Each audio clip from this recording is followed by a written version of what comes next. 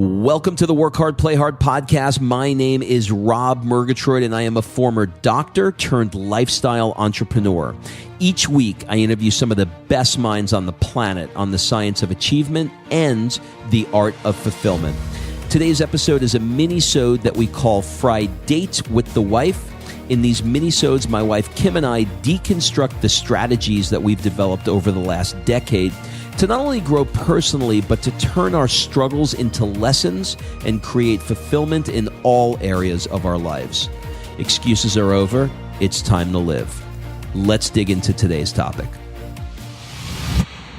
Well, Kimberly Murgatroyd, how are you today? I am doing great. How are you, my fine husband? Well, at the recording of this podcast, I am launching my official mastermind. Oh, wait. We're going to talk about did you just drop something? We're going to talk about my mastermind today. I'm so excited. Well, we're going to talk about masterminds in general and why they're a game changer and how to choose one. And yes, we are going to officially launch the Work Hard, Play Hard Mastermind for 2019. Well, it sounds like you have an agenda. So it sounds like I can't just talk about mine. So tell me, what do you want to know about master? How can this master of my domain, for those Seinfeld people, the master of how can I help you with master minding? See, where'd you think I was going to go? I was so confused. Yeah. So the reason that I thought this would be a good subject today to talk about is because you just got back from Chris Harder's For the Love of Money Mastermind that you've been in for the year. And while it's all fresh in your mastermind, get it? See what I did there? It's so fresh in your mind. I wanted to get some overview. And, this concept of masterminds is new to some people. And I wanted to go a little deep in there. So you ready? I am ready. Are you going to lead this? Am I going to be the interviewee? Yes, you are. Okay. Well, take it away. All right. So the first thing I want to talk about is, what is a mastermind? Explain it for me. And what can one expect from a mastermind in general? I think it's best for me to start with what it is not, because I think that I have to color the lens first of what it isn't so that you're not filtering what you think it is through what I'm about to explain. So it is not coaching. It is not a retreat. It is not a seminar. What masterminding is getting a group of, there's some people who have masterminds with hundreds of people, and there's some people that have it with 5 people. The sweet spot for me, based on my experience, is about 25 people that are either on your level economically or are on a higher level. So you're going to have a mix. And Chris Harder's mastermind, if you want to continue on that example, he has people that are between $300,000 a year and $1.5 million a year. Maybe one or two are a little higher than that or a little lower than that, but that's kind of the range. So what you're doing is, when you have 25 people that are together working on each other's businesses via different exercises, you get perspective that there's no way that you would get in any other setting. So in short, I'm sure you have a lot of, more directed questions, but in short, you have a group of people that are, quasi on your level, that are likely in a variety of different businesses that allow you to bounce off each other and go deep into exercises with the end goal of accelerating your business. All right. So let's move to the next one. How does the mastermind impact your success? Like, give me some examples. You just said bouncing ideas off of other people. What else do you have there? Well, I think what happens is there becomes commonalities within the group, like I said. So, on the one hand, if you're somebody, I'll use me. If you're somebody that has a podcast, it's very nice to be able to talk to people who have a podcast, that you could talk about strategies of things that they're doing versus things that you're doing.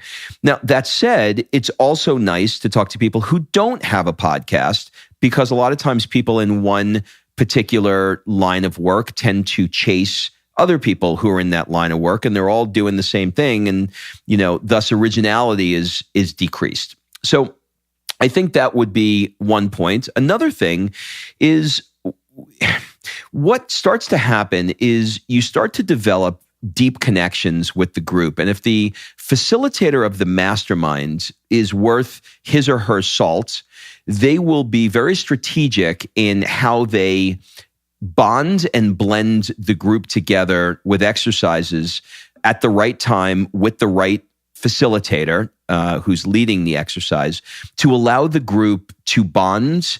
And the way that that's typically done is through vulnerability. So there may be, one of the exercises that we did, it was a multi-part exercise, which I don't need to go into here. But one of the questions within that exercise is, what is the difficult conversation that you need to have? And when conversations are difficult that you need to have, they bring up emotion. And when you're in a small group, let's say when you break, if you have 25 people and you all break off into groups of 4 or 5, and you go deep into the difficult conversation that you have to have, first of all, it allows you to get it out.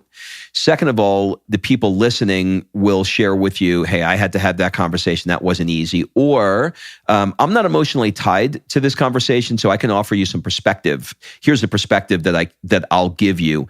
And so you start to, number one, identify where, continuing on with this example, where the difficult conversation is, bouncing off ways to have the difficult conversation. And then, I didn't tell you this, but it's making me remember this. One of the speakers who's in a different mastermind, who's in Lewis House's mastermind, said that what he tries to do is he tries to do something during the mastermind that he can't undo. For example, he will fire somebody. He will send a message via text. We need to talk on Monday about X, Y, and Z. And it's difficult to undo those things. So one of our exercises... But you have support in the group, and so you feel like powerful to do it. It's like the chicken list, to-do list. It's exactly right. And one of the exercises, one of the girls said, I'm going to get to it. And then everybody was, kind of joking with her, and they were screaming, do it now, do it now. And then, Chris was like, this feels like I'm watching I'm Not Your Guru with Tony Robbins. This is very Tony Robbins. Break up with the boyfriend now. Exactly what everybody said. Like, they're getting divorced in front of 5,000 people. But sometimes that's what it takes. And so she was willing to do it. And she had a partner that she just didn't want to be in a relationship with. And so she sent a text and she said, on Monday, we need to talk about our partnership moving forward. And she almost passed out when it was over. But all 24 of you were there to catch her. But we were all there to catch her. So that's an example. Okay. So I want to do this, because I think this will be very interesting. Over a year ago, I'd say, I want to kind of talk about how this podcast came in, and then where the mastermind entered, and how your business has changed over that course. Okay. So a year ago in September, you and I stepped on a stage together in my network marketing business, right? Yep. And we delivered a presentation in a big group forum with lots of leaders, lots of people there, and you kind of had an epiphany.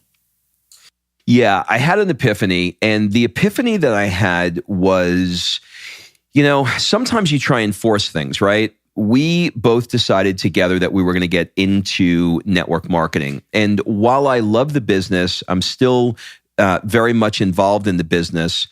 I have passion. I have a bigger passion for other things. And a lot of the listeners of this podcast can see that when I do my podcast episodes, I put my heart in it. There's a lot of research. I think I have a natural ability for it, a natural propensity to it. It's kind of in my nature to ask questions. And I was forcing more network marketing on myself than doing something that I felt really called to do. And to answer your question about the stage, when I was on stage, it became very apparent to me that everybody in the room, after we both got done talking, wanted to direct questions to you, so much so that it's not an ego thing. I swear to God, if you had a YouTube video on it, you'd say he's right. So much so that I felt like I wasn't even on the stage with her. Every question was directed to her. And the reason why it was directed to her was because it was obvious that she had the passion, she had the knowledge base, and she was the one to go to with the question. And when I got off the stage, everybody surrounded Kim. And I was literally standing there, and it was the first time in my life where I felt invisible. Like I have a deep voice. I have big hair. I have a big personality. You're hard to miss. I'm hard to miss, but I was invisible. Don't confuse it with invincible, because they're different.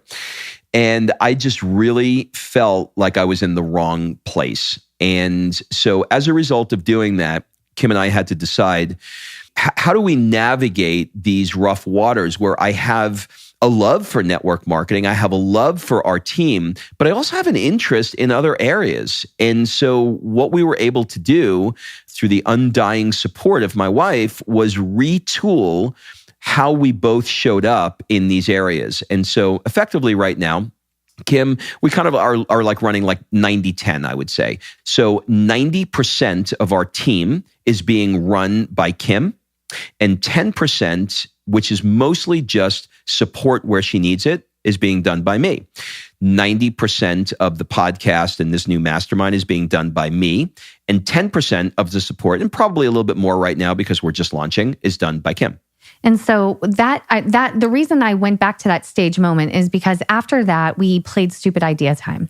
And it was like, okay, so if this isn't where your passion lies, you love the residual income, you love what you're getting from it, but it's not your passion, it's not what's fueling you, not like it is me. What would you love to do? And we really sat there and played massive stupid idea time, because now we have this residual income coming in. We have business A that we could let go of if we needed to, but it's also providing income. And now you had freedom to do what it is you're passionate about. And so in stupid idea time, that's when this new idea for a podcast was born, right? Yeah, that's exactly right. And the other thing that I realized is, look, any startup, including a mastermind, including a podcast, any startup you do isn't easy. It requires a lot of work. There's a giant learning curve that's associated with it. And the only way that you're truly going to be able to push when you feel like the deck is stacked against you, when you feel like you don't have another minute to go on, where you feel like you can't hit your ass with both hands, the thing that is going to be able to push you through it is your passion for what it is that you're doing. Okay, and so now we played stupid idea time. You have that passion. We know that you want to do a podcast. Guys, we've done podcasts before. If you didn't know, we had Jet Set Life. We did Jet Set Insider. He did Jet Set Money. We weren't new to the podcast game. We just had stopped for a few years, especially while we had Sophia. So the idea of bringing back a podcast was, not a new thing. However, our podcast was never at the top of the charts. And it was early in the days of podcasting, and you had some amazing guests, especially on Jet Set Money. But you needed guidance, you needed a direction, you needed other people to bounce ideas off of. So I remember shortly after Stupid Idea Time, you got the call from Chris Harder about his mastermind, and you decided to take the leap and join his mastermind because you knew he would have, of course, he and Lori have great podcasts, and you knew that that group that he would curate and put together would be able to elevate your dream of building this podcast, right? Yeah. And what's interesting about it was, I had one foot in the door, which was I knew that I wanted to do a podcast. But for those of you listening, you didn't pay any money to listen to this podcast, right? So it doesn't necessarily produce income. You have to have an unlimited amount of downloads to be able to get sponsorship that's truly worth, quitting your day job for. So when I joined the mastermind, I really only had the idea of podcasts, but I had no clue. All you wanted to do was monetize. First, you wanted to launch because you hadn't even launched yet. The mastermind began in January, and Chris and the team, I remember you went to your first mastermind and they gave you guidelines and a timeline, and they held your feet to the fire and they supported you, and that's where you got your resources for who is going to help you promote it and who is going to help you design it and the topics you were going to cover. And you talked to them about how we're going to do Fri-Date and all of those things.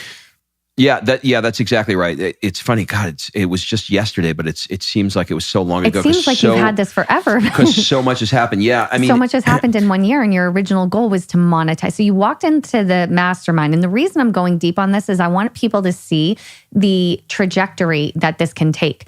So you walked into the mastermind with an idea of, I think I want to do a podcast and find a way to monetize it to create an additional stream of income, because we're all about multiple streams of income.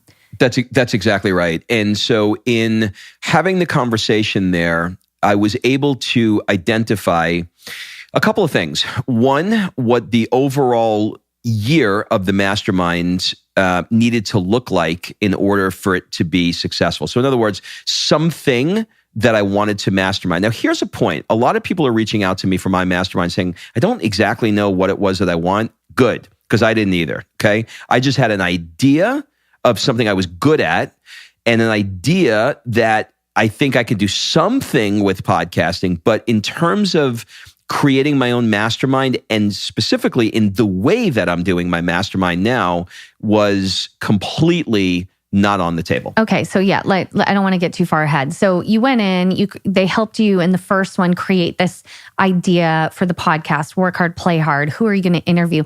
In fact, many of your mastermind people, one thing I think is so great about the mastermind is it's like crowdsourcing resources in all areas. You got people to help you produce it. You got people to help you with social media. You got people to help you with the podcast itself and actual people to interview. And so a lot of these connections came through the mastermind. That's what's so powerful about being in a mastermind is you're literally crowdsourcing resources and everybody is there to work on each other's businesses and to help each other succeed. So then you go to mastermind number 2, and because there's 3 in the year, you go to number 2 and you come home and you say, honey, I'm going to host my own mastermind. And the evolution that took during that event, that 3-day event that you went to, tell me about that and how that little seed was born, because I know it's something based on our summers in Greece and what we had been doing. And it's kind of like a formal version of that. Yeah. So after we did the podcast, after I came up with coming out of the mastermind, I had my podcast. I knew what I wanted to do. When I went back into the mastermind, I was like, okay, guys, you told me get a podcast. You hit get top it 100. Produced. I went to, we hit top 100 on iTunes. I did it. What do I do now? And so the conversation then went around, well, what are you good at? What do you love to do? And then it just clicked. And what clicked was, for those of you that follow Kim and I, you see that travel is more than a passion. It is a way of life for us. It's our lifeblood. It is our lifeblood. And we are constantly traveling. And now we have a lot of people that want to travel with us. So I realized that when I take a trip with some of the people, and they could be high-level influencers, and they could just be people that, own their own businesses or just friends, whatever. I realized that what I'm doing is a mastermind, but I'm doing it in places like Italy or on the beaches of Greece or, Tel Aviv or, somewhere around the world. Most of the ideas that I get moving forward, God, probably 70 to 80% of new ideas I get come when I'm in some kind of an experience, usually traveling somewhere in the world and with people that inspire me and are usually people that are in different businesses. Okay, so now you come home and you have this idea. And, it's so funny, Rob, because for years, people were telling us, why don't you put together a Jet Set Life trip? Or why don't you do some sort of travel thing? And we're like, no, we're not going to be travel agents. No knock to travel agents. It just wasn't our dream. So you said it right. It clicked. It made so much sense. And you're such a great facilitator of information. You're such a great interviewer. You can pull things out of people like nobody's business. Just in our network marketing business, I've watched you take someone who's super successful and has no idea how they got successful and reverse engineer by asking the right questions and pulling it out of them. That's your gift.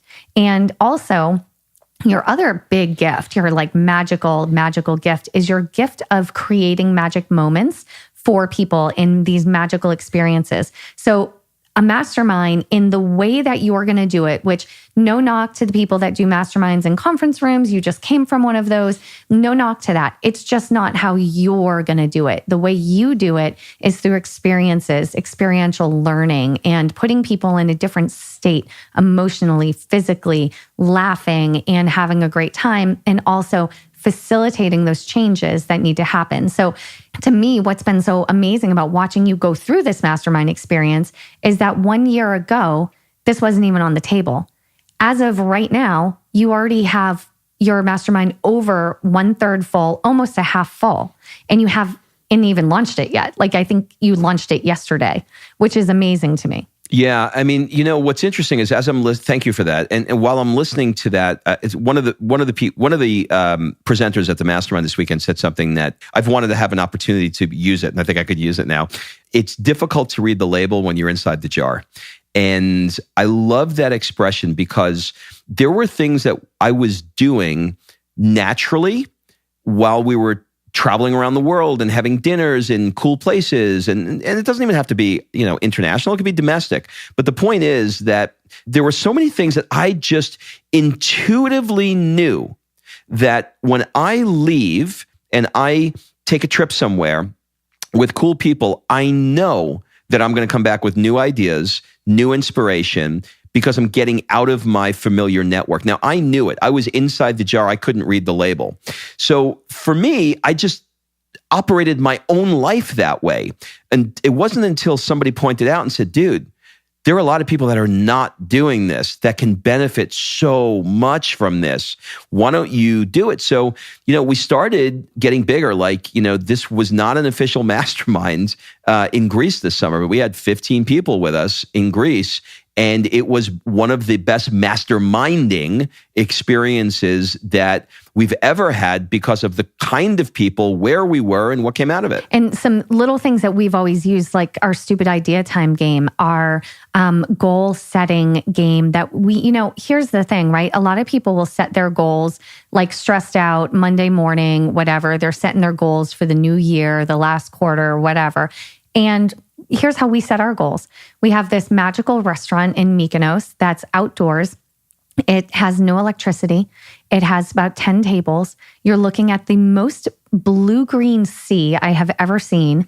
And you have amazing food. You have great wine. You have great people. You talk about your goals. You write them on a piece of paper, stick them in an envelope. You seal it. And sometimes if we've had too much wine, we start like sealing it with wine, which I don't think actually works, but it was fun for a minute.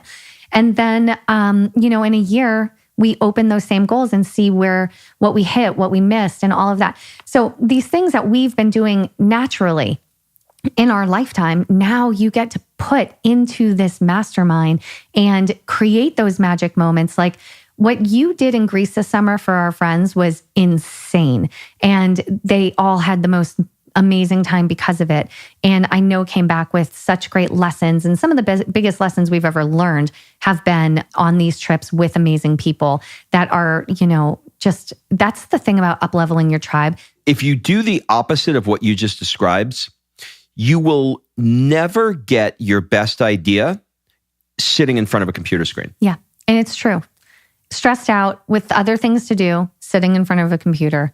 And that's it. And so that's why I think, so tell me this, how do you know if you are not ready for a mastermind? Like what are the people that come into a mastermind and maybe they don't have the right expectation, or maybe they're just not ready in general? Who would not be ready for a mastermind?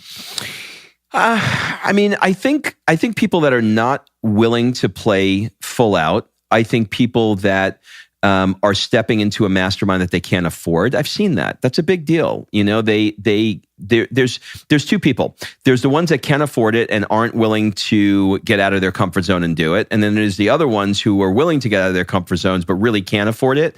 And they're taking a second mortgage on their house to be able to do it. So I don't think in either of those cases, it's the right person. I also think that if somebody is looking for a coach, that a mastermind is not the right thing for you. Now, you have to decide whether or not coaching is something that's really going to give you your best idea. And just to take a slight tangent, when you have a coach, you have one person that has their experiences, their viewpoint, their point of view that's guiding you. And there's benefits, obviously. If they're good at what they do, they're gonna help you. When you're in a mastermind, you have 25 people that are not coaching you, that are giving you just their perspective. So I think if you're looking for a coach, if you say, hey, look, I want to do A, B, C, and D, and I want a coach that's going to walk me through exactly how to do it, that is not a mastermind. If you have an idea or don't have an idea, but just want to be around people that are doing really fun things in a very cool way, a way that speaks to you, and we'll get into the way I do my mastermind, but the way that speaks to you, that's where you're going to get your best ideas. And a couple of other things that I've noticed, because I've seen a lot of other people do masterminds and I've heard the reasons behind them. Sometimes people go into it with like an ulterior motive. And I think that's not good. We're all for up-leveling your tribe, but we've talked about this in previous podcasts. They also come in with like, what can I take from these people? I have these high-level people and I want to pick their brain, right? We talked about that. And what can I take versus what can I provide? I'm just going to give you a little bit of put you on a pedestal here for a minute. Rob called me on Saturday evening of his mastermind after it closed. And I could hear in his voice, he was choked up and he was probably crying. And it was, he could barely get it out. But, Chris had asked the entire mastermind who was the most impactful person in the mastermind for the year, who made the most impact for them. And it sounds like it was pretty unanimous that it was Rob, because he comes with an abundant giving heart and is willing to help anybody with any task and break it down. And like I said, he's an amazing facilitator.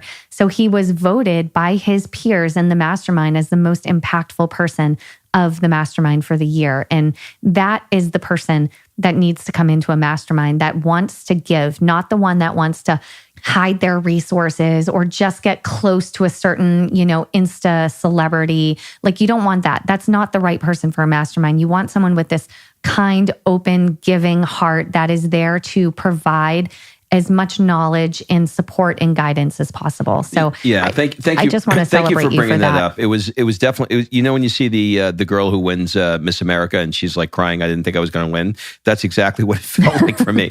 But yeah, you're right. You've got to show up at these events, not saying, what can I take from this room? You are masterminding, right? This is an action that you're doing. So there's one of you and 24 other people. Yeah. So the job of a good mastermind facilitator is to make sure that, every single person that's selected, and I am extremely picky with who I'm putting into my group, because they have to be the right people. And, you could spot people, there's, with the world of transparency on social media, you can get on anybody's Facebook or Instagram or do a couple of phone calls with them, and you kind of know where they are in that spectrum. It's pretty obvious, but that's a great point. Okay. And so there's so many masterminds out there, and there are so many amazing masterminds.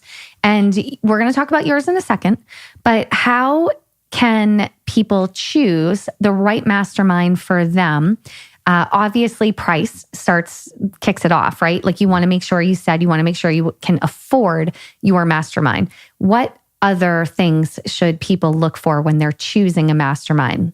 Well, let me say something about affording it, because, the word affording it, it's so subjective. So you'll get out what you put into it. So if you're making $30,000 a year, don't join a $100,000 a year mastermind. That's just dumb. But if you're making six figures and a mastermind is $20,000 or $30,000, you could probably figure out a way, six figures, multiple six figures, you could probably figure out a way to make it happen, even if you perceive that the mastermind is expensive, because the mastermind will make you more money. So I want to make sure that I'm clear on the reach that's associated with affording a mastermind. Okay, what was your question? My question was, how can people choose between the many amazing masterminds that are out there right now? Like what, because, for the Love of Money mastermind is going to be different than your mastermind, is going to be different than Lewis Howe's mastermind, is going to be different than, and it goes on. And because there's so many amazing ones, how can somebody look at all of these and go, okay, I'm at Ben & Jerry's, which flavor do I want? I think what you do is, I think there are two things that you consider. First one is, who is the person that's putting it on? Because the person that's putting it on is going to have their spin on the masterminds. So, for example, Chris Harder, the mastermind that I'm in, which is amazing, is called For the Love of Money. Now, Chris is a big give back kind of guy. He loves to give back. That's just his thing. He's building schools for Pencils of Promise. When we were late, if we had to be back at the Mastermind at 2:00 and we were not in our seats at 2, you had to donate $100 if you sat down at 2:01 to Pencils of Promise, right? So everything around what he does is related to that. Lewis Howes, on the other hand, is a giant influencer, right? He's got one of the most successful podcasts in the world. And he's all about making an impact. And he's all about making an impact. So the kinds of people that are going to be in the Mastermind are going to be the people that are attracted to Lewis and the kinds of things that he stands for. So I think you have to look at the facilitator, and then you have to look at the genre, because they're not all equal. Some masterminds are around business, some masterminds are around personal, some masterminds are around both. All right. So now I'm gonna let you go and talk about your mastermind. So who is the perfect fit for your mastermind? Well, I think what we need to do is talk about, who the people are who are coming into mind, right? So these are people that they're workers. They're not short on work ethic. They work their asses off. They've probably done a shit ton of personal development. They've had a lot of great dinners, a lot of great conversations. They've probably been to a lot of conferences. But for whatever the reason is, they're at a point where they're sort of tired of those, long tables with the mints and the water and the tablecloth that are in the back of a Holiday Inn conference room. They just, they've done it and they're looking for something different. And they're at a place in their life where they may be, working harder, but they're making the same money, or they, keep bumping up against a ceiling that they have with their income, or maybe their business is starting to stall because they're not passionate anymore about it, or they need to re-inspire it.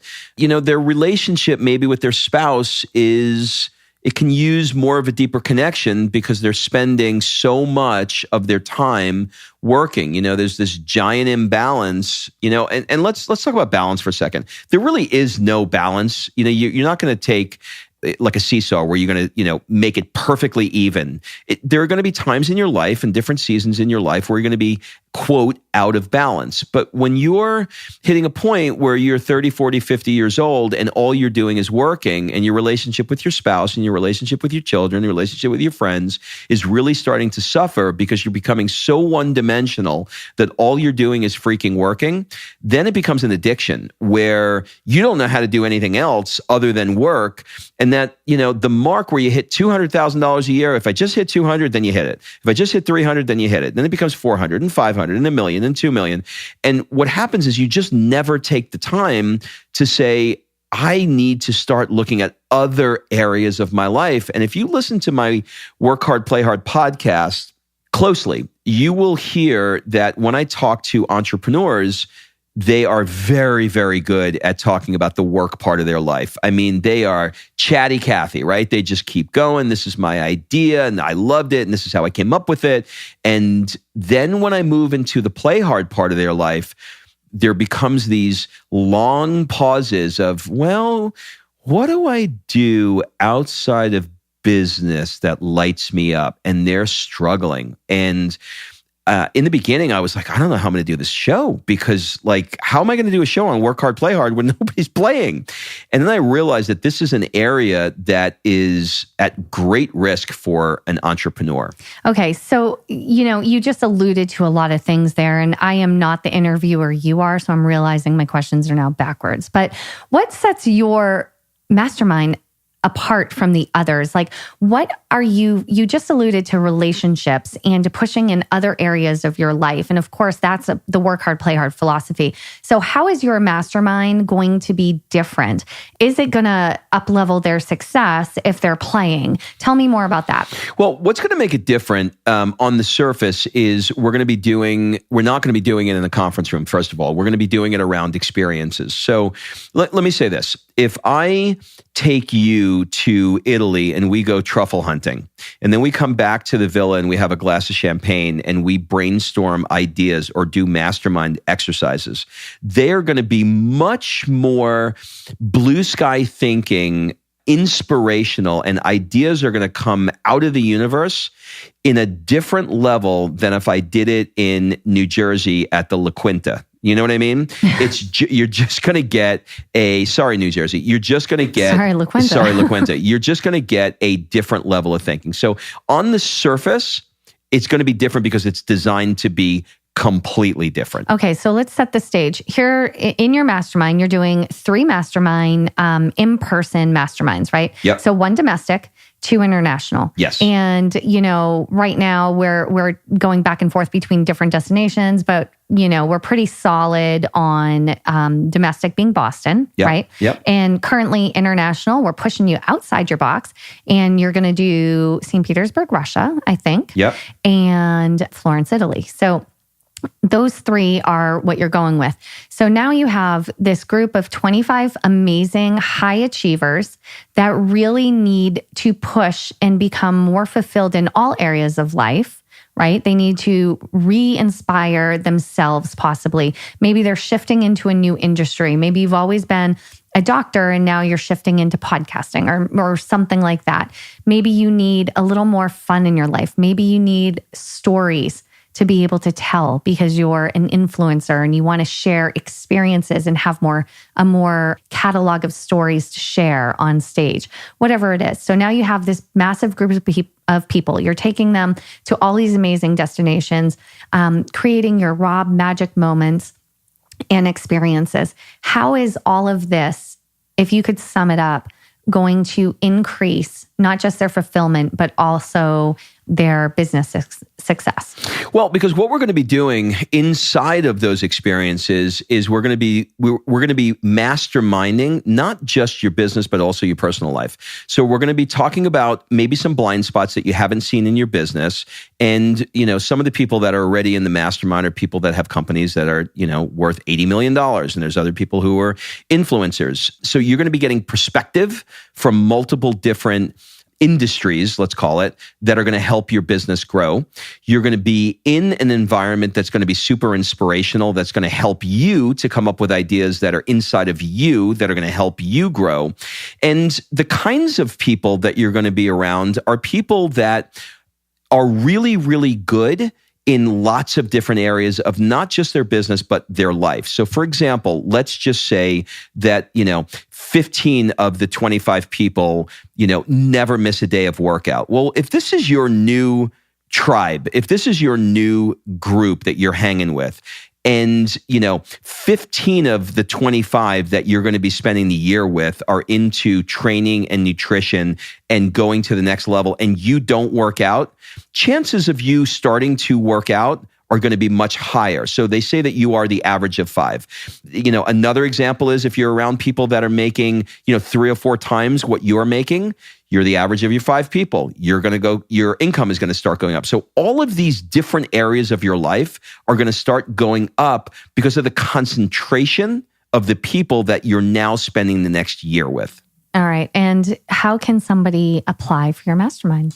It's pretty simple. All you got to do is go to workhardplayhardpodcast.com/masterminds. All right. And by the way, there's a video on there from our test little beta semi-mastermind this summer, and it's pretty spectacular. We call that a sizzle reel in the business. So if you go to the top, you'll see a video right under the headline, not the headline looping video, but just beneath that. It's a Vimeo video, and it's our little test in Greece. So if you like what you see in that video, chances are this is a great mastermind for you. If you don't apply. It's probably not. All right. So I hope that you guys learned a lot today about what a mastermind is and how it can help you take your life and your business to the next level.